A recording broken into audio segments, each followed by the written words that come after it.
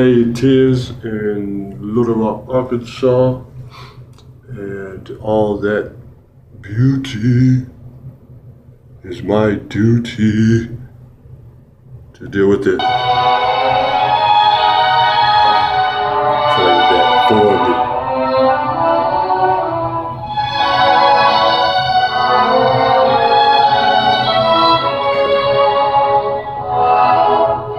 You see yourself just slow dancing to that, moving, grooving with your woman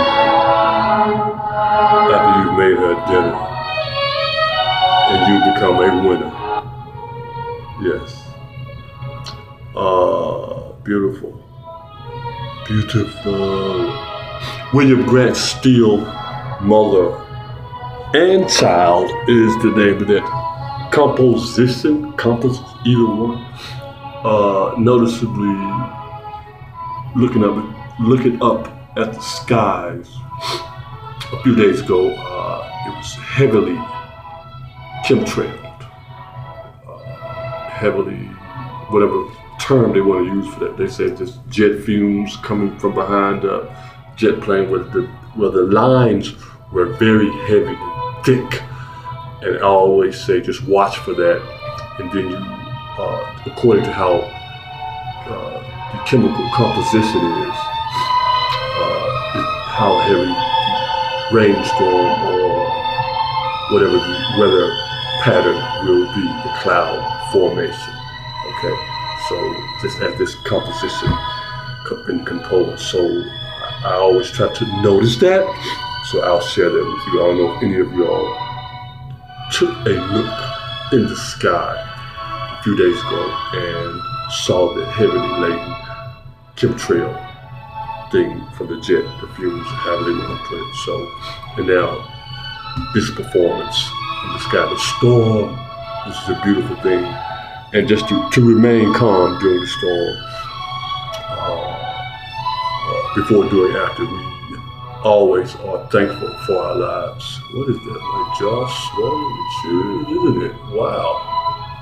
Really swollen. I think I'll tell you about that. I was going to talk about it, but these young men at the Sue Cowan Williams Library, Saturday, 4 or 5 young brothers, young black men, launched an attack right in front door.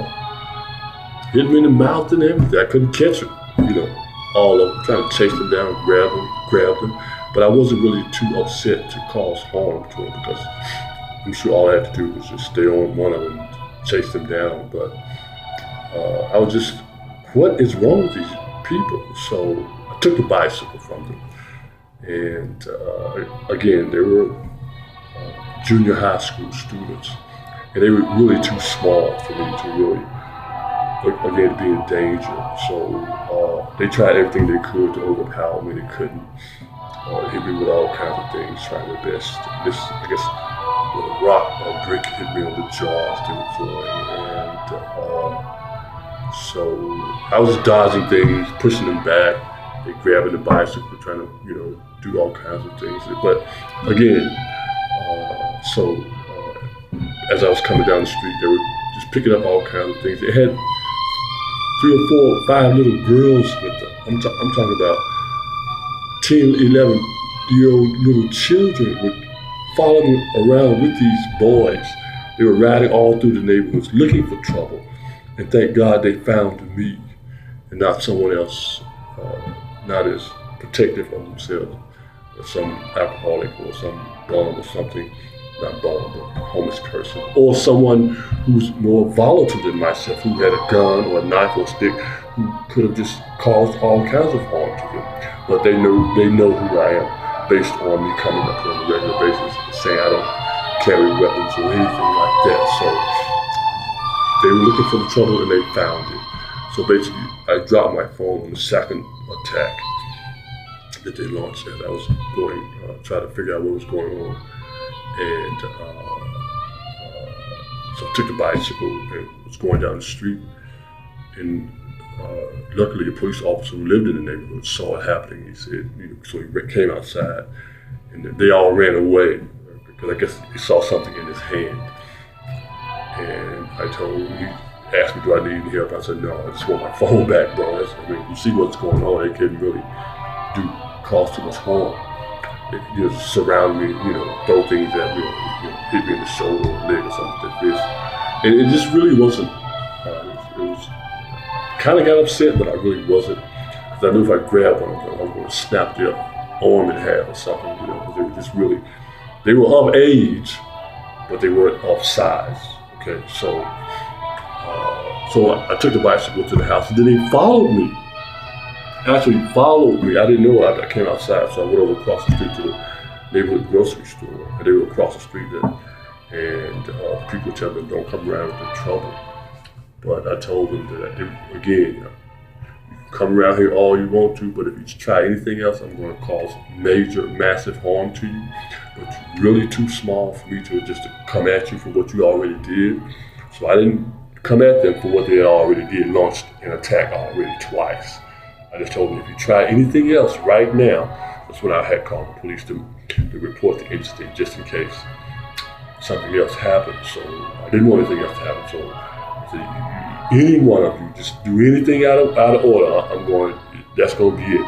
So they called me all kinds of bad names. So boom, they left the one around the corner. So I went and got the bicycle. Now I walked around back towards the library. That's when I saw them. They said, oh, okay, here he comes. So the little girls were really afraid then, because they knew they had done everything they could, no harm done, right? So they were like, oh, won't y'all leave people alone? You're always messing with people. So they let me know that that's what they were doing, going around. Because little girls really didn't want it. I guess they had enough. So, blam,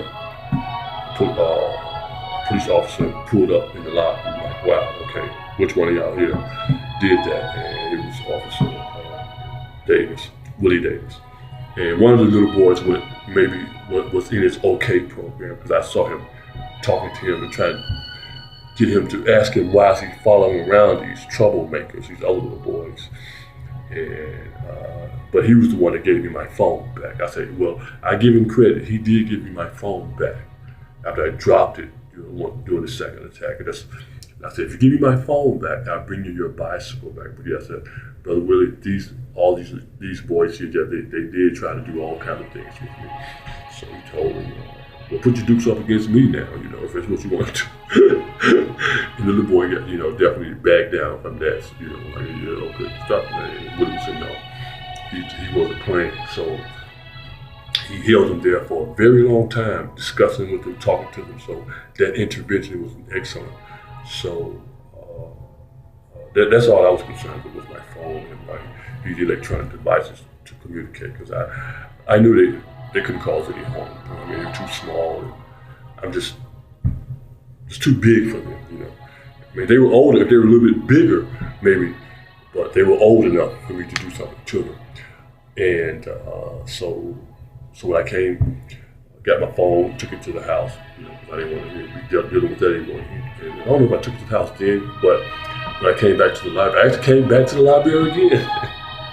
I just want to get some messages out that day, Saturday. And I was sitting in the study room here. The little girl that was with them came and brought my SIM card back to them. They had taken the SIM card out of the phone, because they had had it for like 30 minutes, riding around the neighborhood, harassing other people. And so I thank the sister for bringing my SIM card back. And it was great. That's what happened Saturday. I wasn't going to talk about it until I saw this. I hadn't noticed it at all day. So, and that's how people act. People are so, these young men, young boys need some guidance. So, parents, if you're listening and try to get an attitude about what I'm saying, you should get your children, because I'm not going to be Mr. Nice Guy anymore. Any one of these guys launch an attack to on me again, I'm not going to be Mr. Nice Guy. But yeah, and then when I went yesterday was Tuesday, it's Wednesday. Was it Monday, Tuesday? No, today is Tuesday, yeah. Went to the courtroom for a case against someone who launched an attack, terroristic threatening, and aggravated assault. So I got it on video, on film. And I was in the City Hall courtroom, So there's signs that get in line, so I'm in line, and these 3 white women came in and didn't want to get in line. So I knew, I said, okay, here we go again. So I said, here's the line. The sign says the line right here. So I said it to them. Everyone else was in line, so they standing there, and so they said next, and they just stepped up as like they was next in line. I said, see? I said, how rude. I said, Miss, did you not see us in line? Who's next? No, I didn't see you. She tried to say it. She didn't see us, right? I said, yeah, you did. You saw us. I said, I just told these people this was the line right here. Here's the sign. And these white women just didn't give a damn.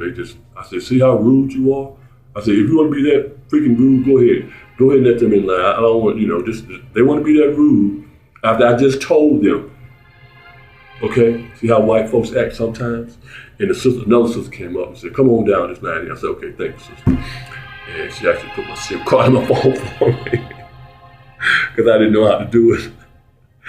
I admit to my dinosaur methodology in this technological society world that is. So, yeah, in the courtroom, I said, hey, here's the line, because I knew, how people going to act rude as hell. So I started to tell them, okay, I'm gonna wait and follow you all outside to your car and show you, how good you feel. Just deal with that like that. But I didn't. I just left it in the courtroom, and they didn't have. They had a so-called pass the case for another date. So that's how that went Monday. That's how rude people are. I mean, both black and white folks, but those 3 white were just rude. I mean, totally rude. So that was enough for that day there. So